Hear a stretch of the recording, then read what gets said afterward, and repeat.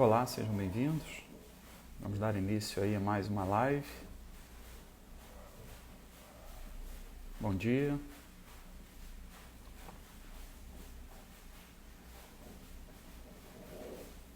Bom dia a todos.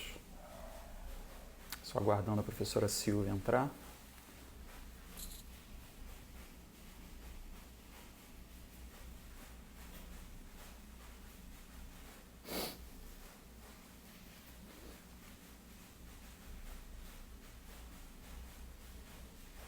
Bom dia, professora Flávia aqui presente. Estou vendo outros professores, outros alunos aí queridos. Sejam bem-vindos. Estou só aguardando a professora Silvia entrar. Tem uma solicitação aqui da...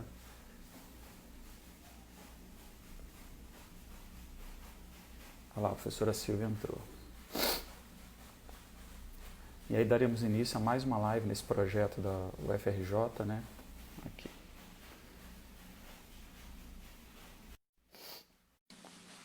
Um minutinho só.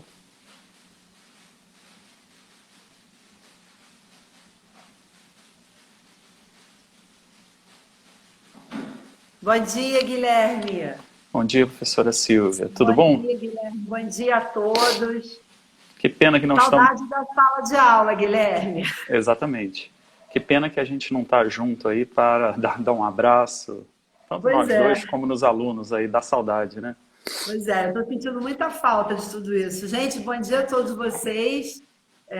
A sala de aula me faz muito bem, né? Ainda que eu tenha me adaptado, acho que super bem, a todos os mecanismos virtuais, né? A gente dá aula em alguns lugares que passaram a adotar isso, então eu me adaptei bem.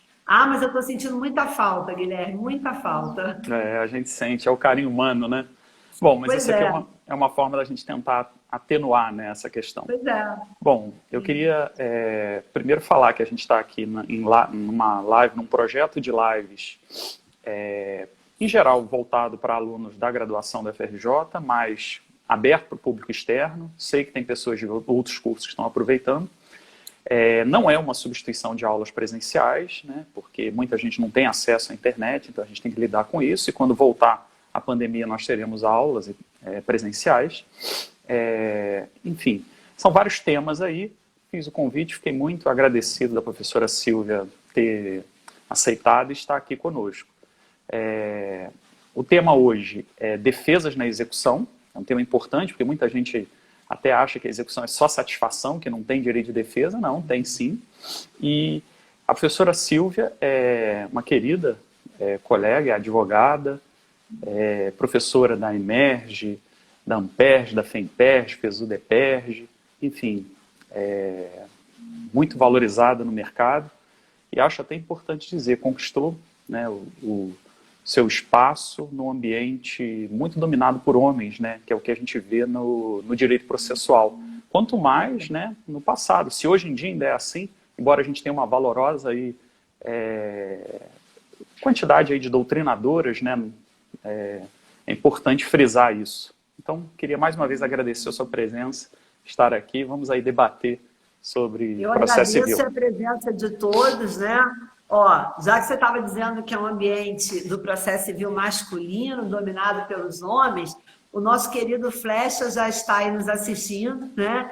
Você sabe, Guilherme, que o Flecha sempre me chama de feitora, porque eu fui coordenadora, né, da pós, você deve lembrar, da pós de processo civil, na época da vice-presidência da OAB da Barra, e você, Flecha, eram professores lá. Então, ele sempre brinca comigo e diz que eu trazia ele ali feito feitora, né? Claro que eu me apresento aqui como professora, mas como você disse, acima de tudo, eu sou advogada. Vou aproveitar para dizer que o nosso coordenador da Amperj, Guilherme, ele está tomando conta da gente na live. Então, eu sou advogada, mas como você disse, né?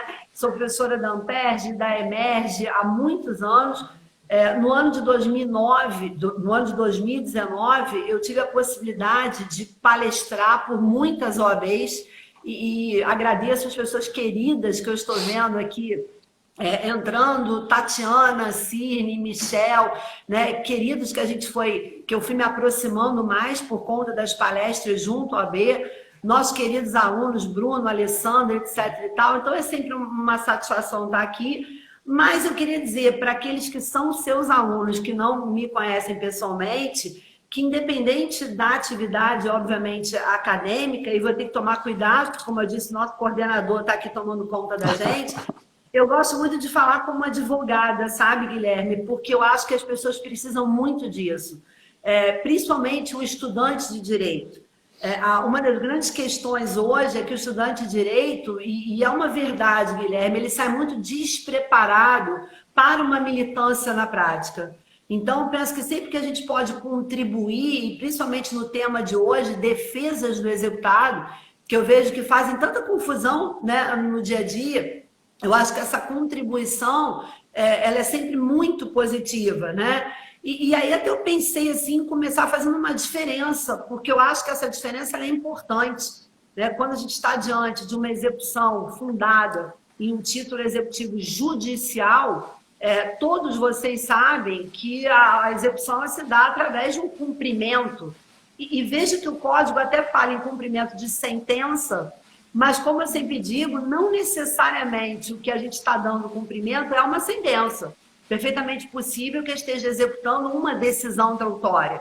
Então, acho que é uma ponderação, primeiramente, que ela tem que ser feita. Né? O Código fala cumprimento de sentença, ok, mas não necessariamente que eu estou executando uma sentença. Nós podemos hoje executar sentenças, como podemos executar também as decisões autuárias, principalmente aquelas que impõem o julgamento antecipado do próprio mérito em si. E aí, se é uma execução de título judicial, o mecanismo de defesa é a impugnação.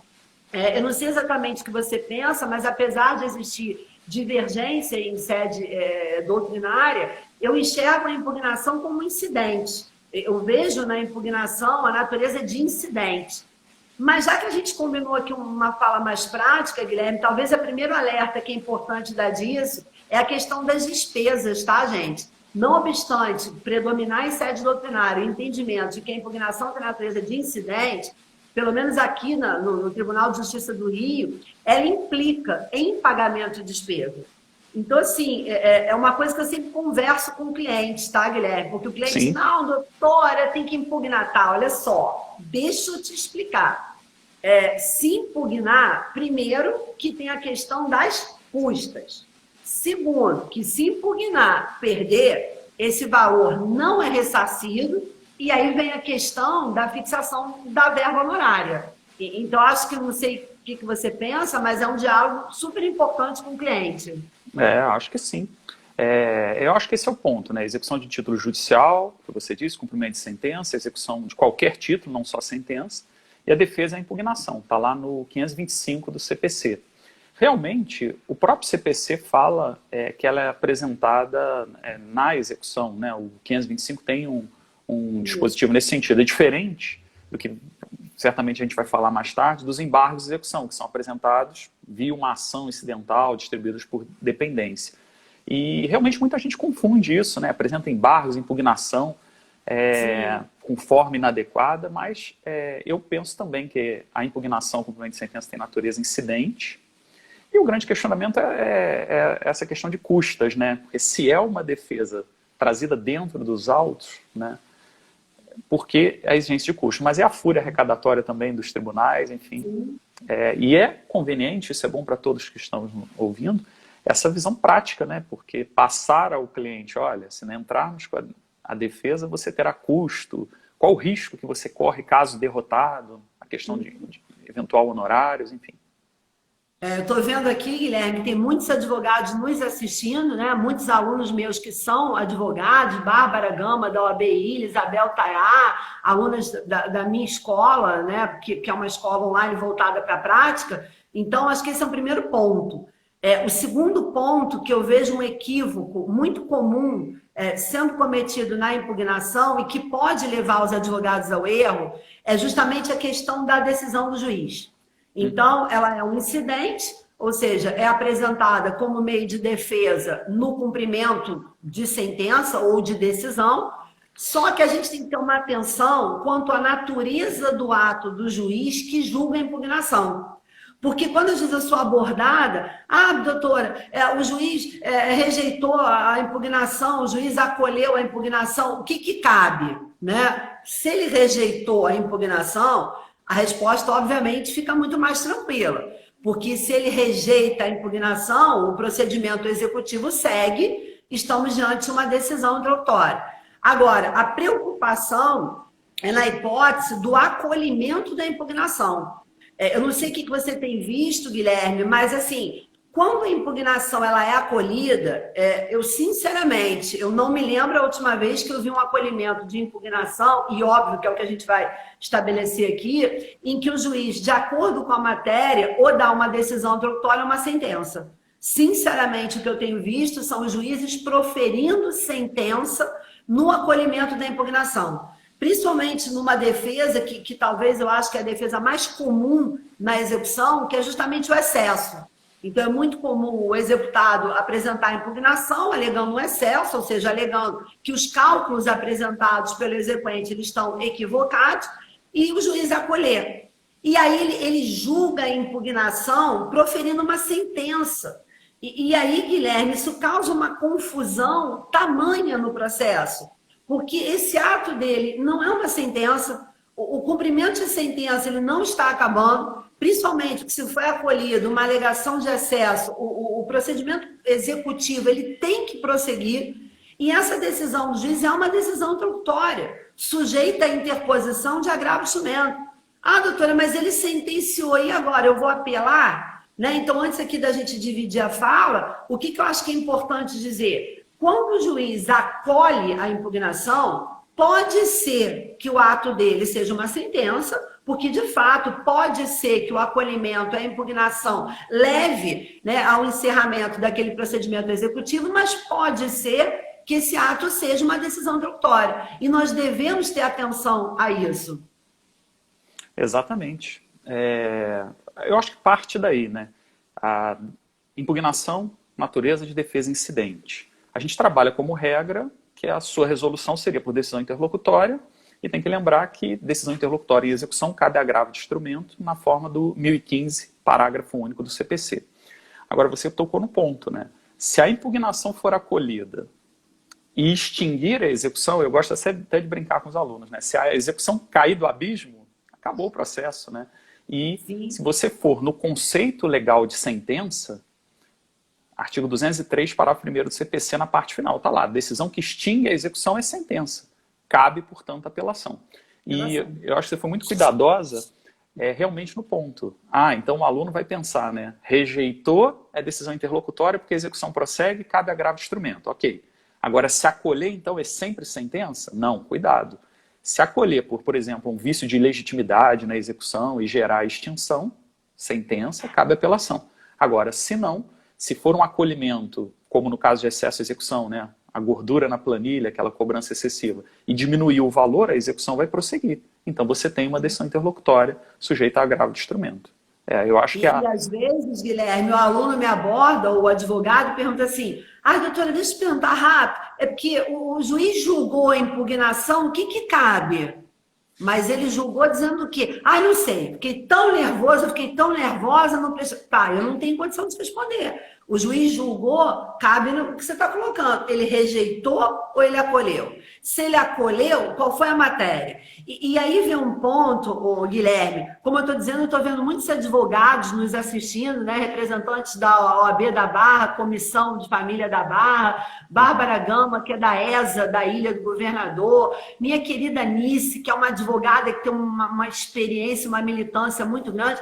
Então, tem muitos advogados nos assistindo, e esses advogados que me conhecem sabem que eu sou muito dura na fala com advogado. Eu sempre digo, olha só, tem que estudar, quem tem que dar o exemplo é o advogado, a advocacia tem que melhorar, a advocacia tem que voltar a ser respeitada. Então, às vezes, o aluno me aborda, representantes da minha comissão de processo civil da ABA, estão aqui presentes, da Associação Brasileira de Advogados, e eu sou muito dura. E às vezes o advogado diz assim, mas o juiz sentenciou. O juiz chamou de sentença, eu falo, mas você tem que saber qual é o recurso correto. Porque quem recorre não é o juiz, quem recorre é você. Então, assim, me desculpem aqueles que não me conhecem a dureza da fala, mas eu acho que o advogado tem que ter essa capacitação técnica. Ah, mas eu achei uma decisão no STJ, o STJ dizendo que se o advogado errar no recurso porque o juiz induziu o advogado ao erro ao chamar de sentença, você quer ficar contando com decisão de STJ ou você já quer desde o início interpor o recurso correto? Entende a preocupação, Guilherme? Sim, sim. O advogado tem uma palavra, é o higienizador do processo, né? Ele é que traz as alegações de forma limpa, clara dentro do processo. Realmente, isso que você tocou um ponto interessante. O Superior Tribunal de Justiça tem até um precedente, de certa forma recente, aplicando a fungibilidade recursal pelo fato do juiz ter levado a parte a erro. Foi exatamente numa situação como essa, de chamar de sentença o que não era. Aí a parte apelou. Mas o advogado não pode ficar contando que vai ter problemas, né, Guilherme, assim, só rapidamente, não é o tema, mas eu acho que é uma ponderação interessante. A gente nem combinou isso, na verdade não combinou nada. Eu não fazer live combinada. Eu acho que ela fica muito engessada, eu acho que fica muito ruim. Mas só aproveitando um ponto, você vê, hoje nós temos uma divergência tamanha no âmbito do STJ quanto à questão da duplicidade de intimações.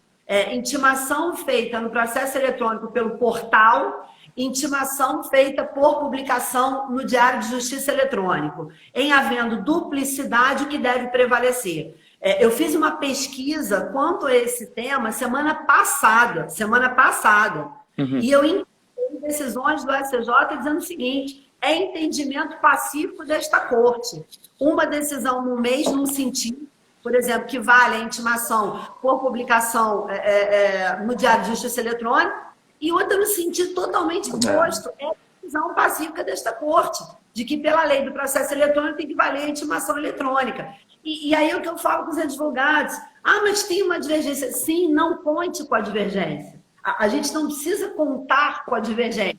Claro que questão de prazo é uma divergência que ela precisa ser resolvida, é uma questão que eu acho que o STJ tem que enfrentar, ainda que no TJ do Rio tenha um provimento, mas é uma questão que ela tem que ser enfrentada em âmbito nacional. Mas o que eu quero aproveitar só dessa fala é a mesma, fazendo uma comparação que a gente está colocando no agravo e na apelação. Ah, mas tem entendimento do STJ nesse sentido? Sim, mas a gente tem que saber qual é o recurso certo. Sim, eu não quero contar com o entendimento do STJ. Então, acho que a consideração, né, que a gente poderia fazer quanto à impugnação é essa. É incidente, implica em pagamento de custas, tem que esclarecer ao cliente, porque às vezes é aquilo. Ah, doutora, arruma aí uma defesa aí, fala aí alguma coisa. Olha só, cuidado com a responsabilidade que isso vai resultar em termos de despesa no processo e ter atenção quanto efetivamente a decisão do juiz, se ele rejeita, se ele acolhe com a matéria. E óbvio, como você colocou, ter uma atenção às matérias que ensejam a apresentação da impugnação. Quais são as matérias que ensejam a apresentação da impugnação? O que me permite impugnar? Né? Para a gente poder começar a fazer uma comparação com a própria ação do Barros do executado. Exatamente. A leitura do 525, parágrafo 1º do CPC, que fala da causa de pedir na impugnação. Porque já vou até deixar aí para todos que estão nos ouvindo, né? A gente tem que raciocinar. Já teve uma fase de conhecimento. Vencido a tortuosa fase de conhecimento, seus sucessivos recursos. Aí transita em julgado. O direito está acertado. O credor vai executar, aí o devedor vai impugnar e dizer que a obrigação não existe? Não pode, né? Porque isso já foi ali tornado precluso, eficácia preclusiva da coisa julgada e tal. Então, naturalmente, como você está trabalhando com a execução de um título judicial, a defesa na execução, que é a impugnação, tem matérias mais restritas, é uma causa de pedir mais restrita. A gente vê isso muito no próprio 525, estou com o CPC aberto, no parágrafo 1º, inciso 7. Inciso 7, que diz que só pode alegar matérias posteriores supervenientes à sentença. Isso é bom realmente para fazer o parâmetro. Inciso 7 que você está colocando, Guilherme, eu acho super importante, porque você vê que as pessoas leem até um pedaço. Qualquer causa impugnativa suspensiva, não termina de ler o artigo, já deu preguiça. Só que é o alerta que você está colocando. Ok, qualquer causa, desde que superveniente à sentença. Então, vejam, por exemplo, que um questionamento é a prescrição. Mas que prescrição vou estar alegando? A prescrição da pretensão executiva. Porque a prescrição executiva é que ela vai ser superveniente à sentença. E é a sua colocação. As matérias que já poderiam ser alegadas anteriormente, sobre elas já se operou a preclusão e, consequentemente, né, o trânsito em julgado da decisão. Eu gosto de falar, assim, para ficar bem claro para os alunos, é tipo um dever de produtividade, um ônus, melhor dizendo, de produtividade para o advogado do réu, vamos dizer assim. Qual é o primeiro momento para ele falar nos autos? Aquele que defende o demandado. Ele não foi citado na fase de conhecimento e pode contestar? Então, pela regra da eventualidade, aquele momento para ele trazer toda a defesa. Aí discute, transita em julgado, lá na impugnação, ele vai ter uma restrição de matérias, ele vai alegar matérias posteriores ou questões processuais. Agora, a gente vai comparar com os embargos à execução, né? Os embargos à execução, o executado é citado, é a primeira manifestação dele nos autos a entrar com os embargos. Aí, naturalmente, ele vai poder apresentar uma defesa mais ampla nos embargos, né? E só para fechar essa parte da sua consideração, por exemplo, a doutora Zenaide está nos assistindo, foi presidente da ABANG. Pois é, a doutora Zenaide é uma querida, né, advogada, e vejo que isso deve acontecer também com você. Nós que damos aula de processo civil, muitas vezes chegam aqueles processos lá no escritório, doutora, porque olha só, já está nessa fase de cumprimento de sentença, então eu queria ver se é possível apresentar uma impugnação. Às vezes a gente olha e diz, olha, quanto à fase de conhecimento não dá. Então, isso é uma consideração importante. Só antes da gente passar para o embargo, Guilherme, eu só vou te pedir um parênteses, porque a doutora Natasha está nos assistindo. Ela é presidente da comissão OAB Mulher da ABA, e a comissão da ABA, junto com a comissão da OAB, nós participamos de uma campanha muito bonita esse mês, que é uma campanha contra a violência doméstica. O vídeo até está postado lá no meu perfil no Instagram. Então, eu queria só dar esse parêntesezinho e dizer a quem está nos assistindo que eu tenho divulgado esse vídeo, Guilherme, para muitas pessoas que não são da área. Né? Por exemplo, a pessoa que trabalha na minha casa, Natasha, para as mães do colégio do Gabriel.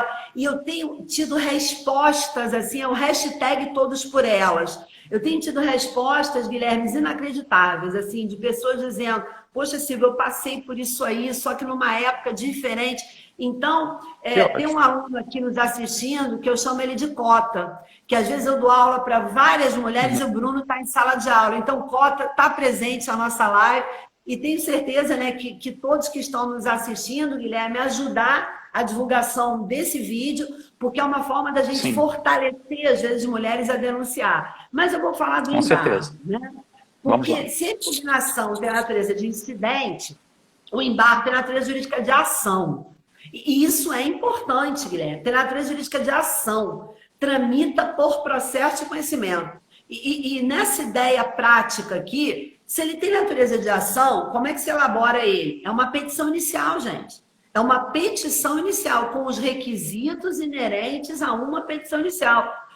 Claro que vai ter ali os específicos do embargo, mas, regra geral, o embargo, repito, tem natureza jurídica de ação, tramita processo de conhecimento, ele é apresentado por petição inicial, e acho que agora, para a gente trazer um ponto comum, porque aí junta, de certa maneira, a impugnação com o embargo, é que tanto a impugnação como o embargo, eles independem de garantia do juízo. Não há necessidade de garantia do juízo.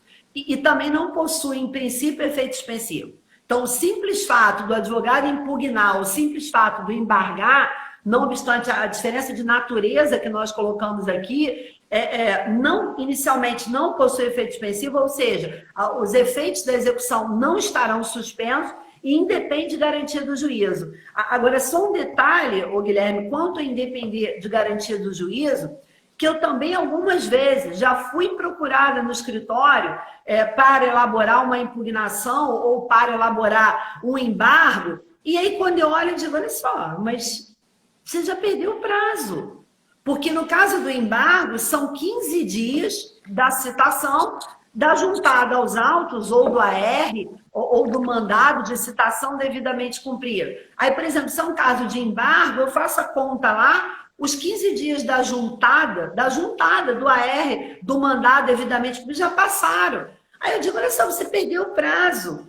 Ah, doutora, mas ainda não teve penhora. Eu falo, não, mas você, no seu caso, não é de alegar nada relacionado à penhora. Por exemplo, vamos voltar à matéria, você quer alegar excesso. Ele está exigindo quantia na atualização muito superior à do título, você perdeu o prazo para embargar. Ou um alerta importante, Guilherme, perdeu o prazo para impugnar. O prazo para impugnar, nós advogados temos que ter muita atenção na contagem, porque pontos comuns, vamos lá, embargo independe de garantia do juízo, impugnação independe de garantia do juízo.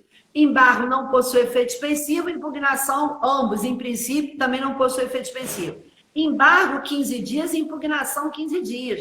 Mas o que eu vejo, Guilherme, é que as pessoas não prestam atenção no termo inicial, não obstante mais 4 anos de vigência do Código de Processo Civil.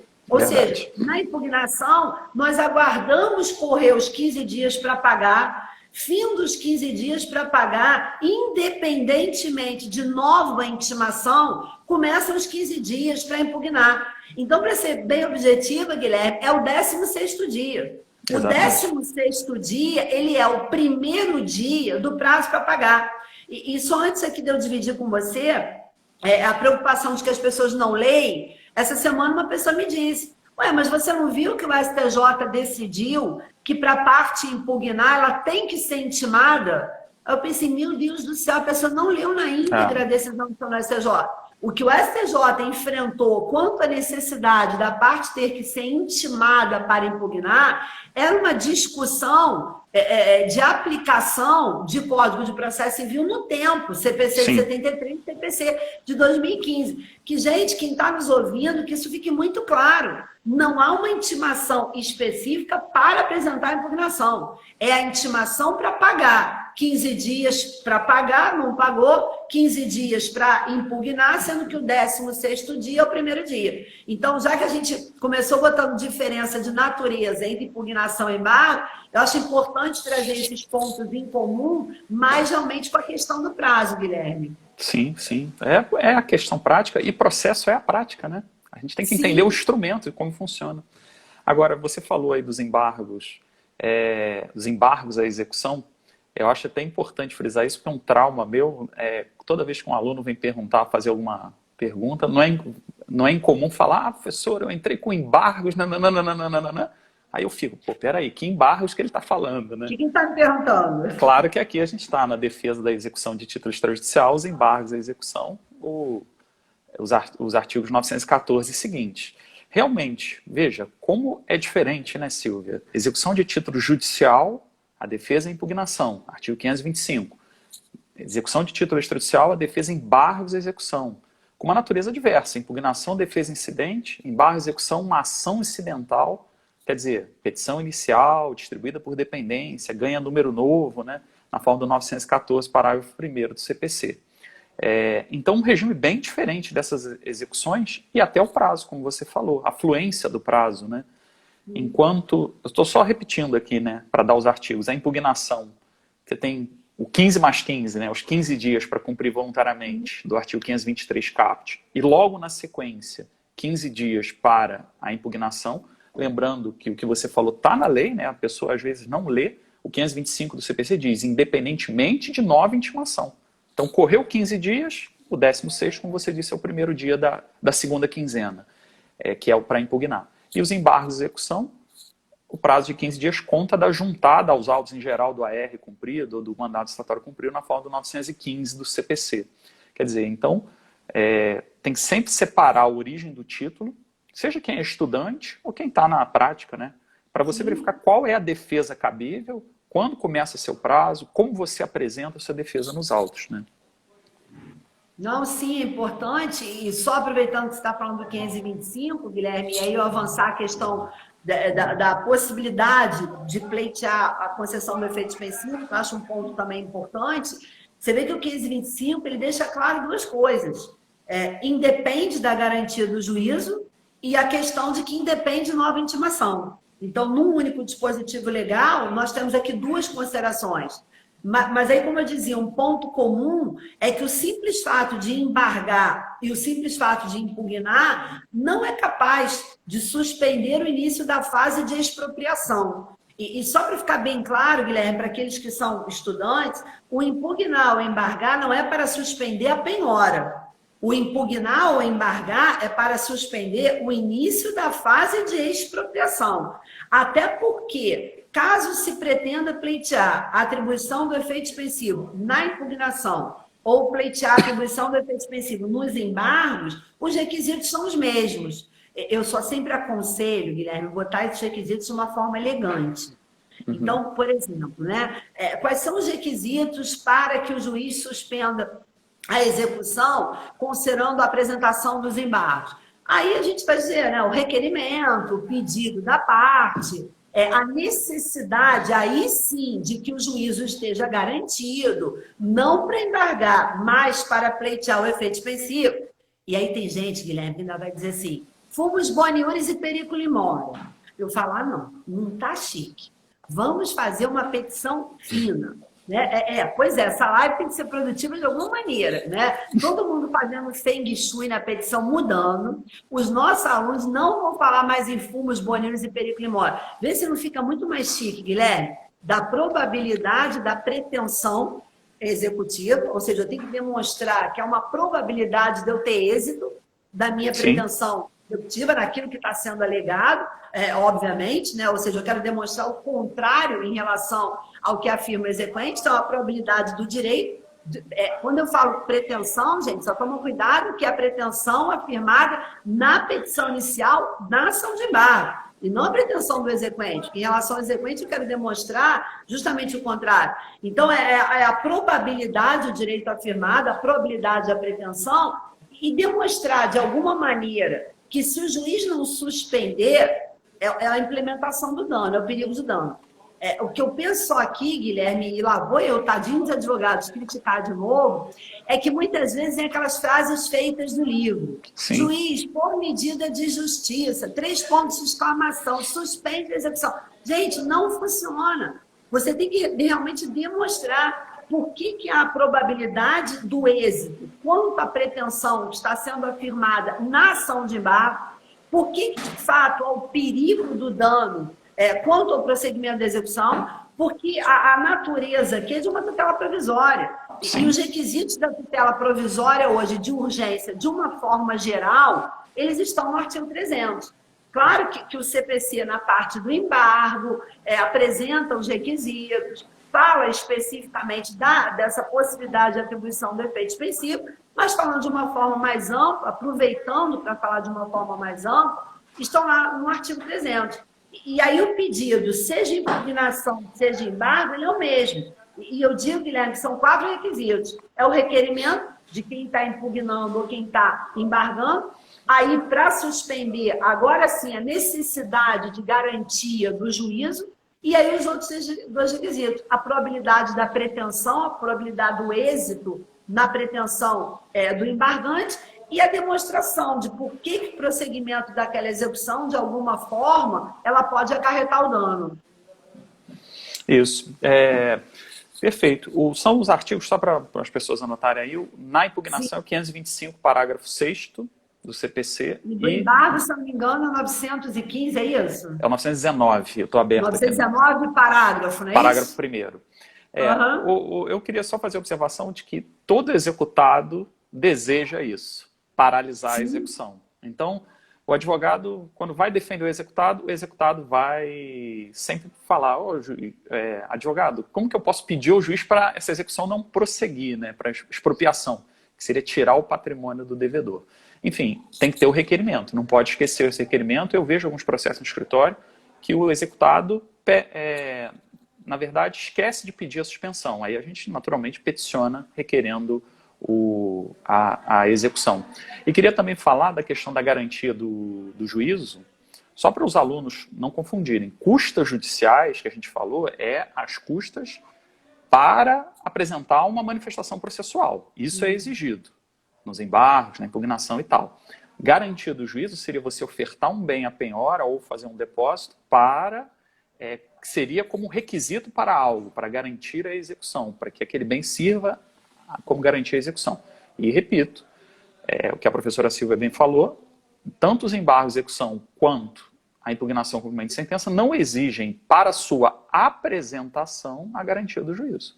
Agora, para que a defesa sirva como efeito pausa da execução, para paralisar a execução, aí é necessária a garantia do juízo. Só para pontuar. E só às vezes, Guilherme, como estratégia, assim, aí a estratégia é mesmo de advocacia, né? É óbvio que o pleitear a suspensão da execução é uma medida assecuratória, ou seja, especificamente cautelar, está dentro da tutela provisória. É claro que eu posso pedir na petição da impugnação, eu posso pedir na petição do embargo, mas em muitos casos, somente por uma questão de estratégia e analisando que não raro, o prazo para embargar ou o prazo para impugnar, ele termina e o juízo não está garantido. Sim. Então, só para aqueles que são estudantes enxergarem, é muito comum, juntou nos autos o mandado de citação, na execução de título extrajudicial, começa a correr o meu prazo para embargar. É bem possível que os 15 dias, acabaram os 15 dias, e não deu tempo ainda de, no processo principal, ser realizada a penhora. Ou seja, se não é um caso que espontaneamente o próprio executado está oferecendo um bem para garantia, que isso é possível, como você bem alertou aqui, é garantia. O executado pode chegar lá e oferecer um bem. Estou oferecendo um bem, estou garantindo o juízo, vou embargar. Mas é muito comum de acontecer. O prazo para embargar termina, a penhora ainda não realizou, ou seja, o juízo não está garantido. Eu tenho que embargar, que como eu disse, se eu não embargar, eu vou perder o prazo para embargar. Posteriormente, vem a garantia do juízo. Então, às vezes, é muito comum lá no escritório, até por estratégia mesmo, Guilherme, para forçar o juiz a analisar exclusivamente aquilo ali, de nós apresentarmos o pedido para atribuição de efeito suspensivo numa petição separada. Então, como eu disse, é uma tutela provisória. Por ser tutela provisória, eu posso pedir na petição da impugnação, eu posso pedir na petição do embargo, mas às vezes nós optamos até por chamar a atenção, olha, eu estou levando para você exclusivamente esse pedido e viabilizar a gente poder despachar, viabilizar, chamar a atenção especificamente dos requisitos, da gente estar levando isso aqui numa peça separada. Eu achei muito interessante essa sua reflexão, Silvia. Eu acho uma boa dica, porque para quem está realmente, né, nos ouvindo aí, até a gente está falando numa visão acadêmico e prático, né? Enfim, sim, mas sobretudo prático. A gente já tinha falado aqui, não adianta fazer petições muito longas ou petições prolixas, enfim. E eu achei interessante fazer um pedido numa petição específica, porque força o julgador a analisar aquela petição. Do que, às vezes, petição. Porque muita gente às vezes não sabe, quem não atua, né, que quando você faz muitos requerimentos numa petição muito ampla, às vezes o juiz passa batido de um deles, aí você tem que reiterar, quer dizer. E claro que é um mecanismo, vamos dizer assim, como você está colocando, poxa, não tem que fazer uma petição ampla, é um mecanismo da gente também reduzir a petição da impugnação, reduzir a petição do embargo e deixar esse pedido para depois. E de qualquer forma, a proferir do juiz decisão acolhendo ou rejeitando é uma tutela provisória, o STJ já manifestou o entendimento de que cabe o agravo do instrumento. Agora, uma consideração, Guilherme, que eu não sei se acontece com você, mas eu sou muito abordada, de às vezes um aluno, um advogado, dizer assim, professor, eu perdi o prazo para apresentar a defesa no embargo. Professor, eu perdi. Professor, era o processo do meu pai, que eu atuo, meu pai vai comer meu fígado, ou professor, eu não sei, não olhei o andamento, os mais motivos que não interessam, mas perdeu o prazo para apresentar a defesa na ação de embargo e vem desesperado a mim, né? Porque apesar do CPC, me ajuda com os artigos, porque sinceramente eu não estou com o artigo aqui, mas eu acho que é o 920, o CPC não fala exatamente em contestação. Se eu não me engano, 920, inciso 1, que ele vai falar... É o 920, inciso 1? Recebidos embargos, o exequente será ouvido no prazo de 15 dias. Ouvido no prazo de 15 dias, ou seja, é uma defesa no prazo de 15 dias. A gente vai ter até a ideia de que é uma contestação, porque se o embargo tem natureza jurídica de ação, tramita processo de conhecimento, é uma defesa, tá, ok, uma contestação. O perigo é que quando a pessoa vem a mim desesperada, Guilherme, o que passa na cabeça dessa pessoa? se eu perdi o prazo para fazer a defesa na ação de embargo, se tem natureza jurídica de ação, tramita por processo de conhecimento, revelia. Revelia, eu vou suportar os efeitos da revelia, porque é outro problema. As pessoas misturam a própria revelice com o efeito da revelia. Sim. Então, acho que um outro alerta, claro que não pode perder prazo. Advogado pode perder qualquer coisa, perder a caneta, perder o notebook, perder o celular, perder o prumo, não pode perder prazo. Perder prazo, eu penso isso, Guilherme, é inadmissível. Sim. Mas num caso desse, eu acho que o que é importante alertar, né? Se porventura o advogado perdeu o prazo para se manifestar na ação de embargos do executado, gente, não tem aqui o efeito da revelia. E isso é muito assente no STJ. A que efeito eu estou me referindo? A presunção de veracidade. Porque o próprio título executivo que embasa a execução, obviamente título extrajudicial, ele já goza de presunção. Então, o simples fato do réu exequente, né? E isso é importante chamar a atenção, réu exequente, réu na ação de embargo, mas exequente no processo. Então, se por algum motivo ele perdeu o prazo para essa manifestação, é péssimo, é horroroso, não pode acontecer, mas está afastado essa presunção de veracidade do que o embargante está afirmando por conta da própria presunção decorrente do título executivo. Eu acho que esse é o ponto. Você foi cirúrgica ao falar, né, de que uma coisa é revelia no sentido de desídia, de contumácia, né, de não ter apresentado a resposta, né, que seria o exequente embargado não responder os embargos na forma do 920, inciso 1. Agora, aí vai vigorar uma presunção de verdade? Poxa, o credor tem um título executivo, eu não me manifestei, eu vou perder essa presunção. Verdade? Aqui a presunção é o contrário, né? O direito já está acertado no título. Então, acho que essa sua observação é importante. Agora, na prática, vamos reiterar, né? Não pode perder prazo. Não pode. O advogado tem, se diz, né, um dever de meio, não tem um dever de resultado, mas ele tem que se valer de todas as práticas e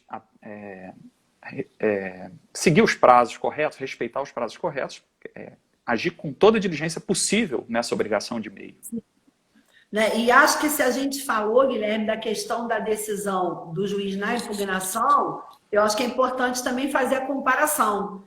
Porque no embargo não há uma dificuldade quanto à decisão. Né? A gente está aqui repetindo várias vezes que tem natureza jurídica de ação, tramita por processo de conhecimento, então a decisão na ação de embargos é uma sentença. Não importa se acolheu o embargo, se julgou liminarmente improcedente, aquelas hipóteses de improcedência liminar, se fez instrução e decidiu posteriormente, o fato é que o ato é sentença. Eu só queria voltar um ponto da sua fala, que você colocou e que às vezes acontece comigo. Professor, então, eu queria te fazer uma pergunta assim, sobre embargo. Você colocou isso. Isso acontece muito. Aí eu fico, meu Deus, o que essa pessoa está me perguntando? Ele está falando do recurso de embargo de declaração, do recurso de embargo de divergência, ele está falando da ação de embargo do executado, da ação de embargo de terceiro, ou ele está falando do embargar na monitória, que também existe uma nada contra a natureza jurídica. Então, às vezes, eu fico dando um tempo para ver se dentro do que a pessoa está me falando, eu consegui entender o que ela está me perguntando. Às vezes eu falo, olha, desculpa, você quer falar embargar em quê? Né? Porque o CPC tem essa questão. Ele utiliza o termo embargar com significados distintos. Mas aqui, como é ação, processo de conhecimento, não importa se acolher ou se rejeitar, o ato especificamente é uma sentença, estará sujeito ao recurso de apelação.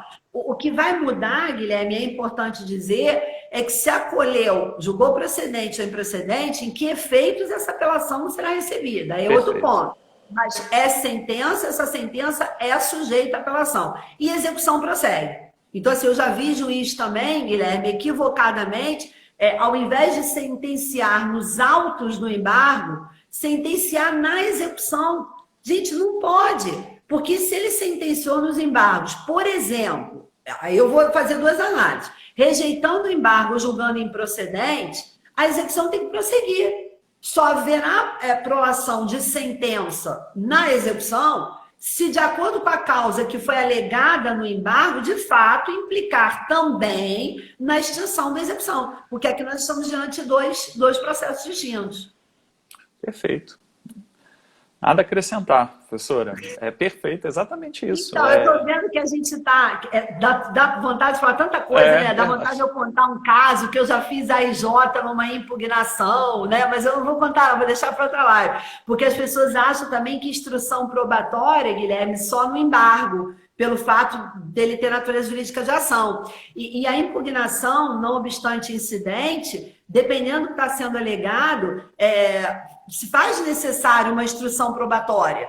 Então, eu já fui numa audiência de instrução e julgamento por conta da impugnação. Porque o que eu afirmava, eu queria o depoimento pessoal do exequente, né? Eu queria ouvir testemunha, então se marcou IJ.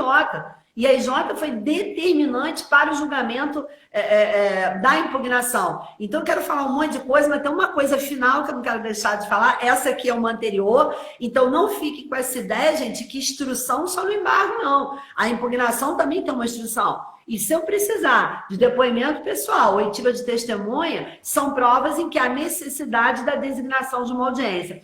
Mas o que eu quero meio falar no final, Guilherme, é para deixar os seus alunos, né, são alunos de graduação, eles têm que pesquisar, né, eles têm que ter algo para pensar, para debater. Então, acho que é sempre interessante a gente tratar disso. O CPC tem 2 artigos, que é o 518, esse eu tenho decorado, porque eu sou intrigada com esses artigos, que é o 518 e que é o artigo 803 do CPC, 518 e 803. Eu vou deixar aqui para os seus alunos e para os advogados que estão me assistindo ficarem com essa pesquisa.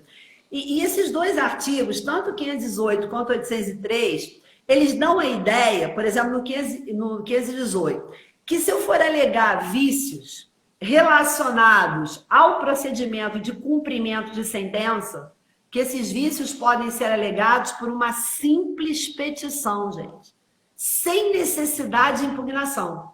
E a mesma coisa o 803. O 803 ele tem um parágrafo único, ele vem nos seus incisos alegando de matérias, e no parágrafo único ele vai dizer, olha só, essas matérias aí, ó, elas podem ser alegadas independentemente de ação de embargo. A pergunta que eu deixo, Guilherme, é considerando que eu não vejo esses artigos regulando a tal da exceção de pré-executividade, que nem deu tempo aqui da gente falar, mas eu não enxergo nesses artigos exceção de pré-executividade, eu enxergo dispositivos específicos do CPC que estão permitindo a defesa, independentemente de impugnação ou independentemente de embargo, por simples petição, mas eu deixo o questionamento. Vai poder fazer instrução probatória? Pode fazer instrução probatória? Não, porque a grande questão da exceção é isso. Né? Hoje exatamente. O STJ reconhece a exceção de pré-executividade, mas ele diz, ó, exceção de pré-executividade não tem instrução probatória. Então eu deixo aqui para eles pensarem, né? Para todo mundo pensar, e se for o caso, tentar utilizar mais o 518 e o artigo 803, porque se a lei está dizendo, olha, é uma simples petição, olha, não precisa impugnar, não precisa embargar, será que isso não economiza o bolso do nosso cliente, Guilherme, em termos de custas? Claro que desde que você esteja nas matérias apontadas nesse dispositivo. Excelente questão. Pode ser até uma questão que quando as aulas voltarem, passar um trabalho extra, valendo um ponto extra aí, porque para responder tem que entender de direito processual, né? A exceção de pré-executividade que você falou, eu costumo até brincar com os alunos, né? Tem esse nome pomposo, né? O aluno, o estagiário chega, o que você fez hoje? No escritório eu fiz uma exceção de pré-executividade, dá a impressão que ele fez um trabalho, né, acadêmico. E exceção de pré-executividade é uma simples petição, não tem formalidade nenhuma, em tese é uma construção doutrinária e jurisprudencial, não tem nem prazo, né? Até se perder o prazo de embargos pode entrar com exceção de pré-executividade, enfim. Mas na jurisprudência do STJ tem que ser matéria que não admite dilação probatória e questão de ordem pública, né? Ou questão de ordem pública, questão que o juiz pode conhecer de ofício. Será que o 803 parágrafo único, né, e o 518 são a exceção de pré-executividade, são essa positivação? Porque se fosse exceção de pré-executividade, não admitiria dilação probatória. Sim. Eu confesso aí que eu nunca tinha parado para pensar nessa... Eu ando intrigada com esses artigos. Só dentro da tua fala, eu digo que Pontes de Miranda era advogado, então ele tinha que criar um nome bonito. Ele não poderia chegar para o cliente dele e dizer: meu querido cliente, eu estou apresentando uma petiçãozinha aqui que o cliente não ia valorizar. Agora, você chega para o cliente e você diz: eu vou apresentar uma exceção de pré-executividade. Nossa, quanto isso vai custar? Então, eu sempre faço essa brincadeira. Exatamente. Pois é, eu também sempre brinco com os meus alunos, Guilherme, que apesar de eu sou loura, eu penso muito. Então, eu sou cheia de dúvidas, você não tem noção, a quantidade de dúvidas que pairam assim no Código de Processo Civil, até porque, para ninguém achar aqui que a gente, né, sabe muito, não existe isso. Não existe isso. Eu sou uma pessoa que eu sou super intrigada, eu sou cheia de dúvida. Quanto mais eu estudo, mais me dá desespero. Então, na verdade, o que eu quis fazer, só assim, a gente meio que caminhando para o final da live, para depois não ficar aquele tempo matando, é dividir com você e com os seus alunos, e com quem está nos assistindo, uma das questões que tem me assolado muito. Né? E aí, só para repetir, como você bem colocou, será que é a positivação da exceção de pré-executividade ou será que não? Será que o legislador está tentando simplificar? E de qualquer maneira, Guilherme, acho que ficaria aqui o alerta, porque é o que eu sempre falo também, quem cria jurisprudência não é o juiz, quem cria jurisprudência são os advogados. Então, será que pouco se fala do 518 e do 803, que pouco se utiliza? E a partir do momento que a gente venha a utilizar mais, ali vai ter que firmar entendimento. Ah, mas eu não posso pôr em risco o direito do meu cliente. Não é pôr em risco o direito do cliente, é se utilizar das ferramentas que elas estão previstas em lei. E aqui, nesse caso específico, Guilherme, uma ferramenta que eu penso pouco explorada no CPC. Concordo. Eu tenho feito essas lives e tenho aprendido muito, porque senão a gente fica só dando aula, e lendo um livro ou outro. É bom ler um livro diferente, é bom ouvir outros professores, a gente aprende a todo tempo. Confesso que agora sempre vou olhar para esses artigos aí com um outro olhar. Eu tinha uma visão simplista deles. É simples, é prático, mas não é bem assim. Tem essa questão realmente da instrução. Bom, professora Silvia, infelizmente estamos chegando aí no nosso tempo limite. Eu queria lhe agradecer, queria dizer... que eu fiquei muito feliz com a sua aceitação de poder participar aqui. O quanto você é querida, a gente vê pelas manifestações aqui na live. Queria agradecer a presença de todos. As perguntas a gente acabou não respondendo, mas eu peço que mande um direct para nós, enfim, que a gente acaba respondendo, porque senão ia ter muita interrupção. Ela vai ficar gravada no feed do meu Instagram. Eu queria ainda divulgar a Escola Drummond de Advocacia, é uma boa fonte, é excelente. Presentes aqui, né? É uma excelente fonte. A gente procura fazer lá, Guilherme, só rapidamente, cursos assim bem práticos, sabe? E a ideia realmente, tenho certeza que os alunos têm essa visão, é de melhor capacitar mesmo a advocacia, com curso de prazo, de inventário, de audiência. Eu não me aperto, Guilherme, assim, dividir o conhecimento. Mas dividir o conhecimento prático, porque eu acho que essa é a forma que a gente tem realmente de melhorar. Perfeito. Está divulgado, então procurem, gente, Escola Drummond de Advocacia aí no site, tem vários cursos super interessantes. Eu queria agradecer e só fazer um comentário. Aliás, fizeram um comentário na live de que eu estaria abrindo espaço para mulheres, valorizando. Na verdade, Silvia, você que valorizou aqui esse nosso momento aqui. Queria agradecer muito. Tá. Eu não consegui ver de quem foi o comentário, mas assim, eu agradeço. E de fato, Guilherme, você me conhece há muito tempo, né? A gente divide as turmas na Amperge há muitos anos. Eu não sou aquela pessoa de ficar me vitimizando, né? Mas, de fato, gente, quem fez o comentário eu agradeço. Realmente nós mulheres precisamos de mais espaço, né? Acaba sendo, como você bem disse no início, Guilherme, um ambiente muito masculino. Então, para finalizar, eu deixo aqui, acima de tudo, o meu agradecimento a você, pessoa a quem eu tenho muito respeito, a quem eu tenho muita consideração. Você é um ser humano assim maravilhoso, um professor querido pelos alunos, pela sua humildade, pela sua generosidade, pelo seu temperamento tranquilo. Obrigado. Então, assim que eu vi o seu convite, eu te respondi imediatamente. Então, a minha é uma satisfação dividir a fala aqui com você. E agradeço muito a todas as pessoas que estavam aqui presentes, dá vontade de ir falando nome por nome, mas muitas vezes não é possível. E aí, reforçando o que você colocou, quem tiver alguma dúvida, manda lá o direct, que sempre, no possível, a gente vai respondendo. Então, fica o meu muito obrigada a você e a todos que nos assistiram. Isso aí, gente. Na próxima semana vai ter uma live de execução com o professor Alexandre Flecha. Vamos aí Oba! seguir aí. E vamos marcar uma nova, tá? Já fica o convite, Sim. professora Silvia. Tá bom? Muito obrigada, Guilherme. Tá. Obrigada a todos. Um bom dia para todos. Bom dia a todos. Gente, se cuidem. Vou encerrar aqui e vou deixar gravado, tá? Tchau.